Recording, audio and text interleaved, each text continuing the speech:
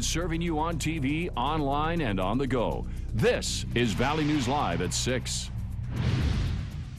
Several flames ignited in Clay County along railroad tracks where crews are still on scene tonight. Thank you for joining us. I'm Krista Bain. 3 large fires, along with a few small ones in Glendon, had crews busy to contain them before they grew any bigger. The Glendon Fire Department was called around noon, a half a mile south of Highway 10. More fires sparked as the day went on, all between Highway 336 and Highway 9 along those tracks, where there is plenty of dry grass for the fire to carry. The Dilworth Fire Department was also dispatched to help contain and extinguish the flames, and crews are still out there to monitor each area. BNSF was called to stop any train traffic from moving through, and it's a typical call for firefighters this time of year. Crews in Fargo also responded to a smaller grass fire that sparked along I-29 and 12th Avenue North along the interstate. And our winds today didn't help crews out there in containing those fires, but at least we had some sunshine and warmth. Meteorologist Justin Fanfarelli joins us now. Justin? And thank you, Krista. Good evening, everybody. Let's take a look at those winds, mainly from the northwest or west, between 15 and 25 miles per hour, and they are gusting to 30 in some areas because of that storm system off to our south. Also, we're seeing the clouds to our south, keeping temperatures down. They're into the mid-40s down near Sioux Falls.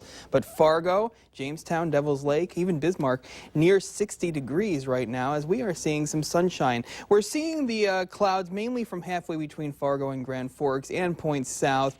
As you make your way further north, you are seeing plenty of sunshine out there. And with the sunshine we did get, temperatures are warming up. The rain is mainly south of Minneapolis, southern Minnesota, and down toward the Sioux Falls area as you approach Nebraska. Now, as we go through tonight, temperatures will fall. We'll keep our share of cloud cover out there as we will be into the lower 50s and upper 40s. That wind will die down, but the good news for the rest of the week, here's where the moisture will be for the next week. Notice that it is nowhere near North Dakota. We have a dry and nice and warm week ahead. We'll get into that in full weather a little later on in the newscast. Krista? Cleanup week starts Monday, but one of the items you won't be able to toss on the curb are those electronics. But the city of Fargo gave some a chance today to toss them away. Valley News Team's Giovanna Simic explains the importance of getting rid of the electronics the right way. We all have electronics that we don't need anymore. I had an old TV that I needed to get rid of, and this is the place to do it. Last year during the recycle, I had set it on the curb and it needed to be brought to the proper place. I was looking for a way to get rid of my TV, a couple TVs we had that nobody wanted for a while. The city of Fargo gave residents a chance to safely dispose of those unwanted items. But a lot of people didn't know that electronics could and should be recycled safely. That's why we do events like this and try to promote it as much as we can to keep these electronics out of the landfill. The Environmental Protection Agency says only 20% of electronic waste is recycled correctly. Computers and TVs contain chemicals and materials that are hazardous to the environment. It can become an environmental health hazard if the tube TVs are, set out on the curb and get broken. Then we've got broken glass on the boulevard or the sidewalk. Just kind of becomes a hazard for everybody. And if you're worried about your identity being stolen with any information that may be left on any electronics, don't. Everything is taken apart and recycled as much as it can, and the hard drives are shredded from the computers if you've left it in there. People agree that it's a great way to get rid of unused electronics. This is great that you can get it out of my garage and it's recycled and taken care of properly. Great that it's not filling up the landfills. Making our planet safer and cleaner. In Fargo, Giovanna Simic, Valley News Live. If you weren't able to drop off your electronics today, the Household Hazardous Waste Facility does accept them all year long. And Fargo is looking for volunteers for Cleanup Week to help spruce up the community by picking up litter in residential neighborhoods and public spaces.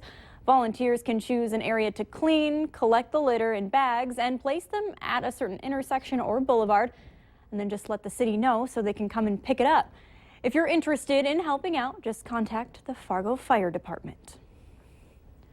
A Fargo resident woke up one morning to find her car had been hit and left with some heavy damages. The early morning accident left her Toyota Echo undrivable. She doesn't understand who would do something like this and is looking for some answers. I guess someone without insurance, or maybe if they had been drinking, because they hit it pretty hard. Like, it was pushed up on the curb and stuff too, and pushed in the back of my boyfriend's car. Tonight on Valley News Live 10 at 10, hear how Emily is trying to track down the driver that hit her vehicle.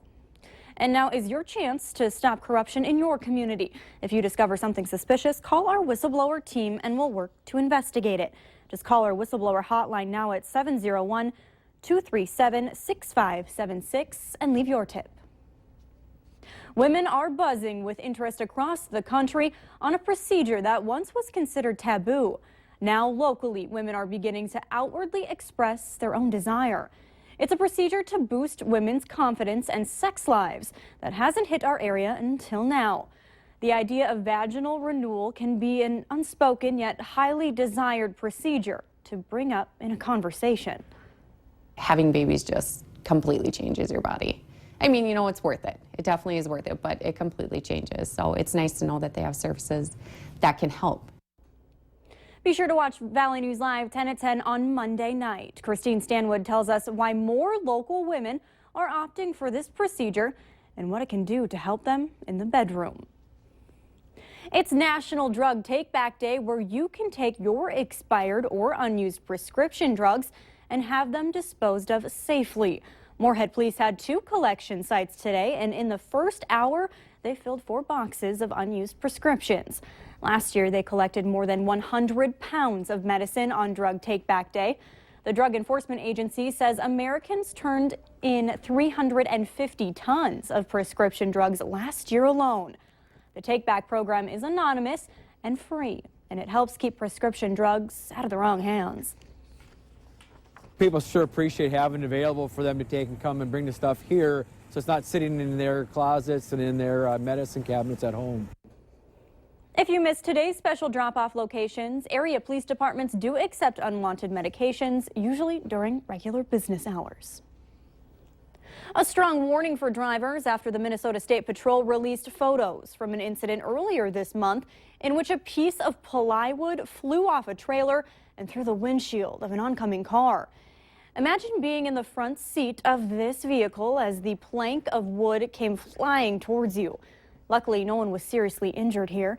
Authorities say the trailer was being pulled by a pickup truck when the wood went AWOL. Several area agencies searched for the pickup, but it was never located.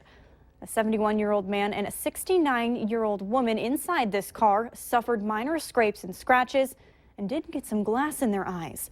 Minnesota state law requires loads to be secured so that no part of the load becomes loose or falls into the lane of traffic.